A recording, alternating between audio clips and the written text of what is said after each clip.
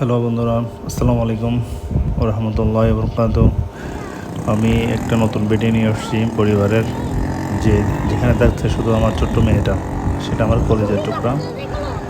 আমি বাবা হিসাবে খুবই আনন্দিত ভোগ করতেছি।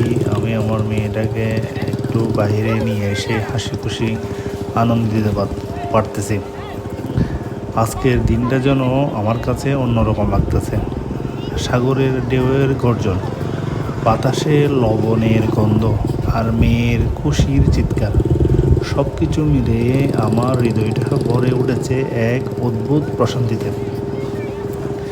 ইনানির বিস্তৃত সাদা বালুতে পা ফেলে আমার মেয়ে যেন উঠতে শুরু করলো, মুক্ত বিহঙ্গের মতো। ছোট ছোট দৌড়, সাগরের পানিতে পা ভিজিয়ে চিৎকার করে ওঠা, সব কিছু দেখে মনে হচ্ছিল আমি যেন আবার ছোট হয়ে গেছি। তার হাসি, তার চোখের দীপ্তি, এই সবই যেন আমার জীবনে সব কষ্ট, সব ব্যস্ততা ধুয়ে মুছে দেয়।